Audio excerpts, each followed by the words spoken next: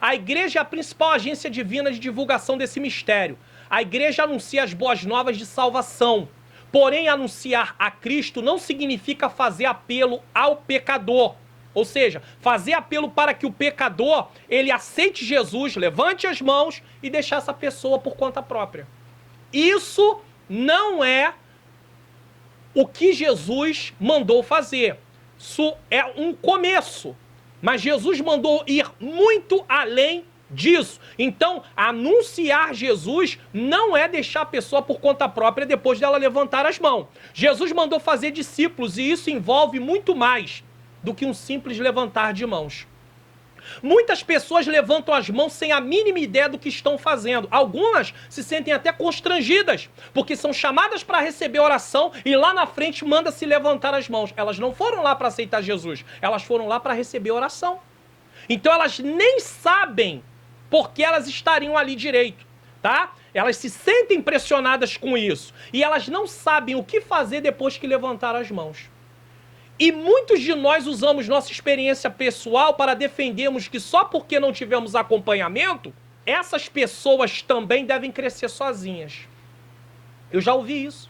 Ah, mas eu, no meu começo da minha caminhada, não houve ninguém que me acompanhasse. Ué, eu mesmo posso dizer dessa forma que a obra de Deus na minha vida, eu não tive um acompanhamento assim contínuo também. Mas eu não posso usar minha experiência pessoal como regra. O meu caso é um caso à parte. O caso de alguém que viveu isso é um caso à parte. Mas a ordem de Jesus não é essa. Então isso não é bíblico. Deixar as pessoas crescerem sozinho não é bíblico. Precisamos entender isso. Olha só o que Jesus mandou. Jesus mandou ensinar as pessoas a guardar tudo o que ele ensinou. Mateus capítulo 28, versículo 20, parte A diz assim: ensinando-as, quem? As pessoas, a guardar todas as coisas que vos tenho mandado. Vieram para Cristo, receberam Cristo, precisam ser ensinadas. Sem acompanhamento e treinamento sistemático, contínuo, progressivo, tá? Através do ensino da palavra de Deus, nem os novos cristãos e nem os demais terão crescimento espiritual. A falta de ensino da palavra faz com que as pessoas não cresçam. Elas não se tornem pessoas maduras. Quando alguém aceita Cristo, ele é considerado como um menino, uma criança, um recém-nascido. Mas ele vai crescendo, espiritualmente falando, até chegar à idade adulta, a varão. E até chegarmos a varão perfeito. Isso no final.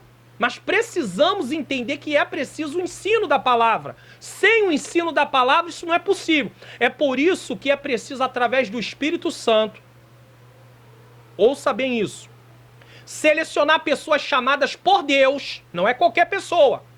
Não é pessoa do agrado de A, de B, de C. Não são essas pessoas. Tem que ser pessoas chamadas por Deus, tá? Equipadas para essa obra de acompanhamento e ensino. Porque se chamar qualquer pessoa vai ter problema. Caso contrário, tais pessoas não vão se preocupar com quem não está prosseguindo. Chamou qualquer pessoa, eles não vão estar nem aí. Ah, não está caminhando? Eu tô. Então deixa para lá. Recomendo a leitura completa de 1 Coríntios capítulo 12, mas vou aqui apenas citar alguns versículos.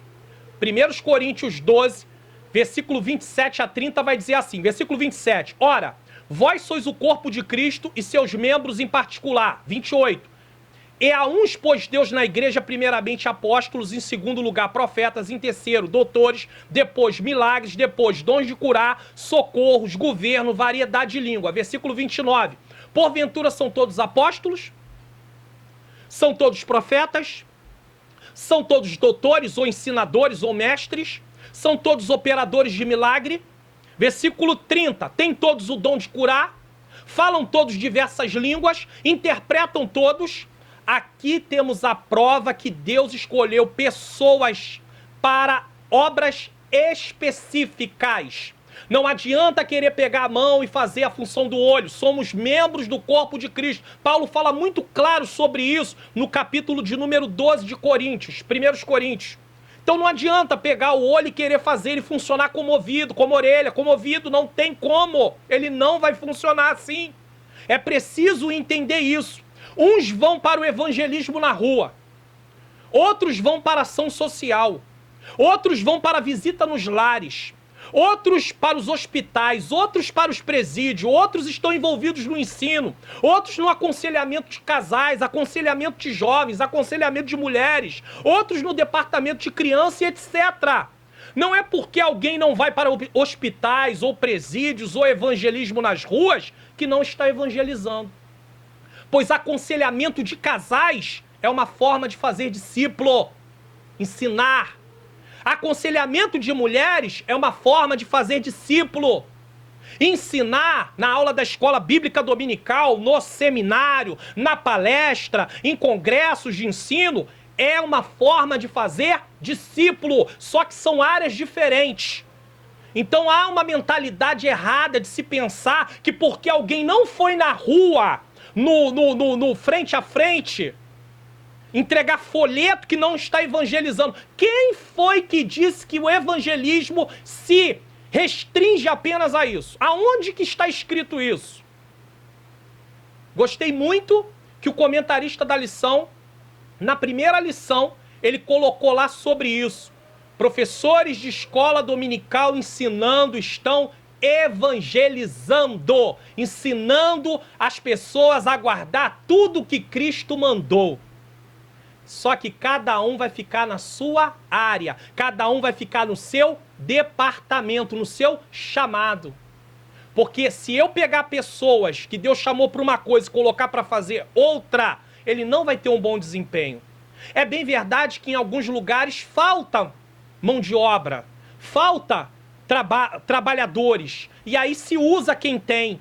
Mas Deus levantando alguém para aquela determinada obra, se coloca aquela pessoa. E a pessoa que estava ali, que não tem o chamado, ela não pode ficar triste. Por quê? Porque Deus tem outra coisa com aquela pessoa. Só que ela esteve ali naquele momento suprindo a necessidade da obra.